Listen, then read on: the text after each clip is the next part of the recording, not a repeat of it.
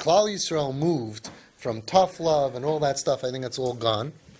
And people are stuck now with love, unconditional love. It doesn't work. Unconditional love, first of all, the kid feels, I love you unconditionally. It means I love you even though I hate your guts and you're a huge disappointment to me. But I love you. My love for you is unconditional. You never went to a kid who just finished a Siyam Hashas and said, I love you unconditionally.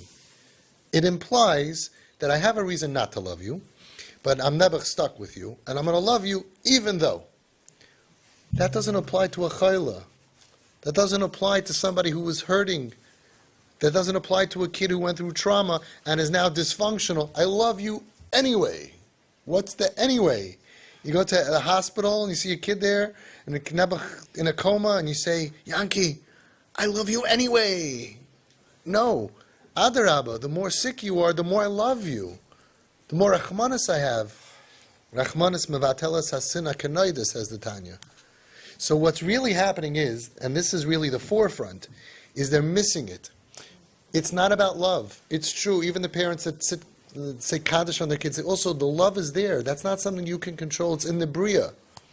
Puppies love their parents, and the parents love their Esh Kashem Kedoiv Shakol, the Navi says. There's nothing more dangerous than a mama bear who doesn't know where her cub is. Even they know unconditional love. Okay? It's not about that. The kids don't care if you love them. They say, I don't care how many people are going to cry by my levaya. It's not what I need from you. What do they need? One thing, acceptance. I accept you. I like you. I don't look down at you. I don't judge you. That's the frontier. And that's what we're doing that you weren't doing before. So we have approximately, I would guess, 15% of parents that somehow, through the whole spiral, didn't have an all-out war with their kid, which is very, very hard. I mean, a kid stops going to school, stops being tznius, stops keeping Shabbos, eating kosher. How could you be so loving and so calm that you don't have a war? About 15% of parents keep the love. And they say always, like, what are you going to teach me? I love my kids. I never fought them on it. They don't feel that you get them, that you really accept them. The whole miracle of TP is that when you prove to someone, I accept you, you heal them. The healing power of acceptance is so strong. Nobody ever thought about doing it. Pashut, they didn't think about it. They thought about punishing, consequences, fighting, arguing. Then they said, oh, that's not working. After we lost who knows how many tens of thousands of kids, we have a new thing. Loving.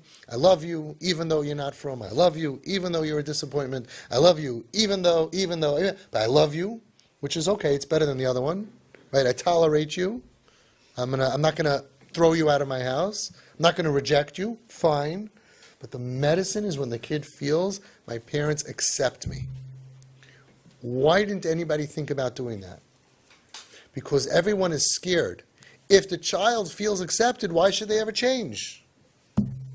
If I feel I fully accept you that you're Michal Shabbos, why should they ever change? That's what the normal thinking is. They shouldn't feel it's okay. If they feel it's okay, why would they ever change? But it doesn't work that way. The story of the Chazon Ish, that a father went to the Chazon Ish, he said his son is off to Derech Nebuch, driving on Shabbos. The son wanted a car. The father said, I'll buy you a car as long as you promise not to drive it on Shabbos. Most people would do that. Most people would say, I could buy you a car, you just promise me you're not going to drive it on Shabbos. I'm not going to provide you with a car to drive on Shabbos, to be Michal Shabbos Perfesi. I should supply it. I'm going to, my favorite word, I'm going to enable you. I should be the enabler. I'm going to put a gun in your hand to be Michal Shabbos Perfesi. Oh, no, sirree, not going to do it. The kid said no deal. The relationship got worse. Kishehegia el Rabbeinu, listen to Das Torah, not regular thinking. Das Torah. Kishehegia el Rabbeinu, the Chazon Ish was meyayetz kedai to buy the car for your child l'loy shum tanai, unconditionally. Don't make any tanai. In order shetiskadel, in order that the influence should grow in the future. And we would say, well, what kind of a message is that? What does it mean? I accept you, you're going to drive a car on Shabbos and I'm supplying the car? He's going to say, oh, I have everything. Why should I ever change? Because there's a power called influence. There's a power called hashpah. It's not working with seichel.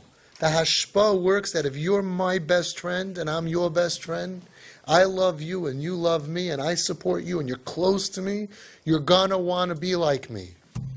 So the Chazon Ish was saying there's a lot of other eggs to fry. Is he going to marry Jewish or not? Is he ever going to come back to tshuva?